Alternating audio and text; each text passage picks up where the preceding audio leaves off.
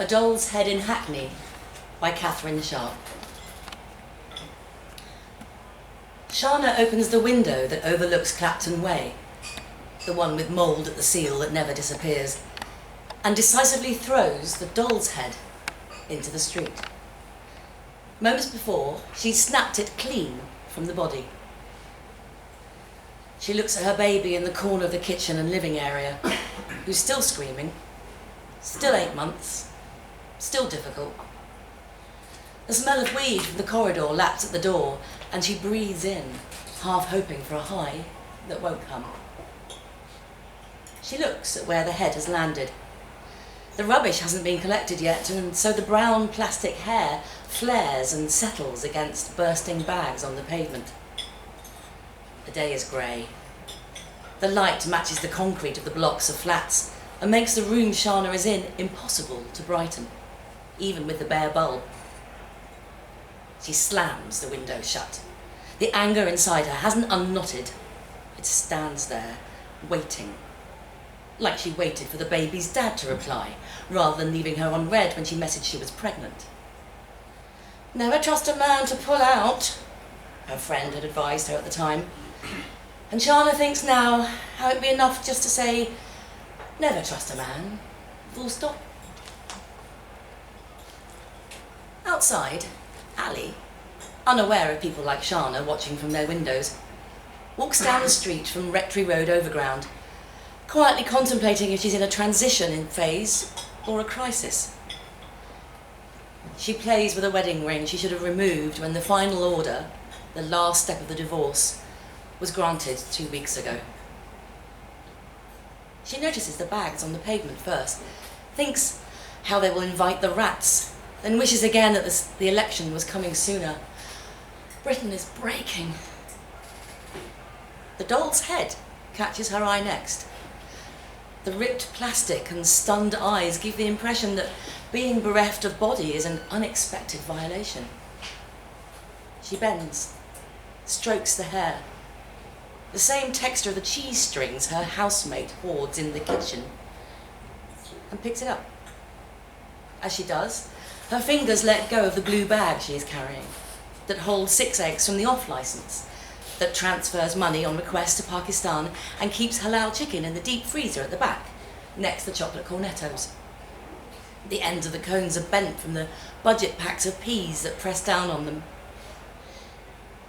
Ali thinks about how she'll add this head to her box that she keeps under her bed. A small-sized secret, smaller at least than the others she keeps from her housemates. She drops in the things she finds on her walks home. Recently, a Queen of Spades separated from a pack, a single trainer with the laces removed, and a map of Copenhagen's metro, tea-stained at the edges, to remind her of the lives others are living out there.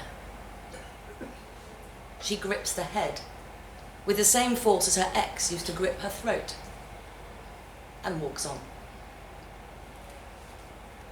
Shana watches Ali disappear down the street. She notices the blue bag left behind. Her baby's cries fill the room. She thinks about how it was her cries that filled the room once, instead, not so long ago, when Casey would come intermittently and make promises to her. He'd arrive and lay a black helmet chipped at the front on the table she bought from Age UK on Hackney Road.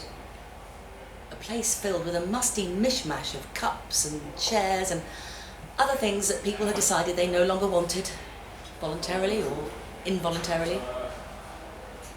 "Check this track," he'd say, as he put his phone in a glass, a makeshift speaker to better hear. He'd circle his arms around her, his invitation to come closer, and they'd go through motions that led to movements. In the afterwards, they'd stay half-dressed on her sofa, and Shana would hope it was good for him, never dwelling on the fact it was never good for her. She'd grind weed to spread thickly on the tobacco in the spliff she'd roll for them, a ritual she started to buy a little more time together. They'd lie lazily as smoke blew into the room, letting the spaces in between the seconds slow. And Shana would tentatively rest her head on his chest. He'd whisper, "You know you're the only girl I fuck raw, right?" And Shana translated, wrongly, this meant he liked her the most, that her risk would bring a reward. She looks now at her daughter, at the only remains of Casey she has that she isn't sure she wants, and places the doll's body on the stack of adoption leaflets she printed at Dalston Library. She's already submitted the application. Ali goes to Dalston Library too, more regularly now she's in a new house where the only place she can be alone is in her small single room that overlooks Rendlesham Road. The sound of sirens often swells in the space. She arrives there now, doll's head in hand, ignoring the kitchen that has a sofa in it, so the house could be advertised falsely as having a living room to increase the rent, and goes to sit on her bed. Ali wonders where the head came from, where the body is, what made it bend and then break. She remembers how that happened with her ex-wife, too. How they went from collecting coffee cups for their cupboard along Columbia Road to her hiding emergency bags of clothes to grab when the hits became too hard. The way it started was almost playful. A slap of a spatula across her wrist the first time she seasoned a stew wrong. Her ex-wife had laughed, and Ali tried to laugh with her. The slap still stung. The next time had been across her face. She'd been home 10 minutes later than planned. And then the times after that blurred together until Ali would try to count in meetings when her attention drifted where there was a spare place on her body for another bruise. She used to research whether this was normal at the library, when she could, although opening hours from the council cuts made it more difficult to go. She was afraid to look at home. Her search history might be discovered.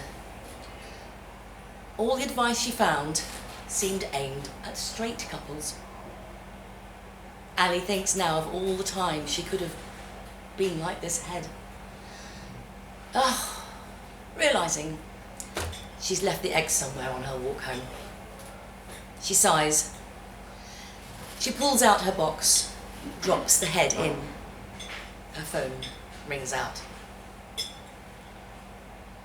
3 streets over, where time is the same but lives are different, Shana has turned back to the room and sits on the sofa, where she watches her daughter's hands gripping the remains of the doll's body. Shana can't interpret her gurgles. "Why did you go ahead?" she's often asked, and she isn't sure. Can't explain how sometimes decisions are made from not really making decisions at all. She thinks of the boldness of her body back then, and how he'd commit to nothing more than the moment. "I'll tell you many things, but I won't tell a lie," he'd quip. And Shana knows this is true. He'd never made a promise to her. Perhaps that's why he never replied. There's no truth for him to tell. The grey of the sky is starting to fade into a November black. Shana decides to organise baby clothes into piles. Hackney Baby Bank had originally donated them to her. She'll give them all back. The onesies that have holes in the feet and buttons that are impossible to do in the night and came streaked with milk stains across the front. Shana opens the notes section in her phone. Wonders what she can leave for her daughter. She can't give her anything physical, but maybe an explanation is enough. What to say? She taps out, "I loved your dad, and I loved you, and he loved neither of us." Then deletes it. Is familiarity the same as love? She opens the one photo she has of them together, from the only time he'd stayed over, accidentally, after he'd fallen asleep during the UFC. Her fingers had loosely rested in one of her palms, and she'd found it hard to hold the phone as he tried to balance the almost burnt-down spliff. All she'd ever really wanted was for him to stay a little longer. Ali answers the call, puts it onto loudspeaker so she can sort through the box of lost items at her friend's as her friend talks. It's finally happened, her friend says. The adoption has come through. Ali wants to be happy for her, wants to say the right things like, congratulations, and wow, you're going to be a mum, and isn't this exciting? But all she can do is silently cry as she keeps sifting through the things people have left behind, not knowing if they'll even notice them being gone. She's realised she's silent, and her friend is waiting, and she doesn't want to make it about her divorce again, and so she chokes out, I'm so speechless. And this feels honest enough for the dishonesty that inevitably grows between friends. I never thought we'd get here, her friend whispers, and Ali agrees, wonders that often too.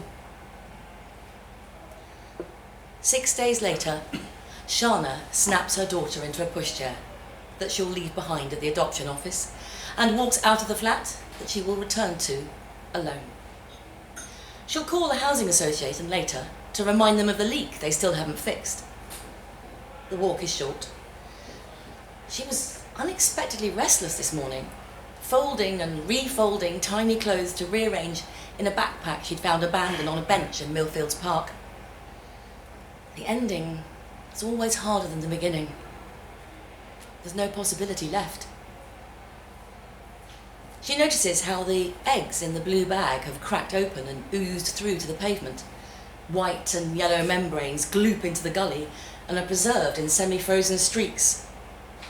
She steps to the side to not track the pushchair wheels through it. As Shana turns to walk along Rendlesham Road, Ali drops her keys into her bag as she closes the door that needs a pull to thud shut.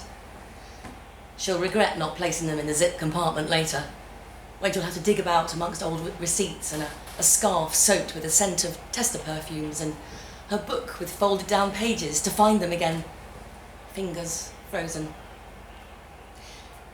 Ali has promised she'll meet her friend at the adoption centre to squeeze her hand before she goes in and start single parenthood and a life that will take her in a direction that is different to Ali.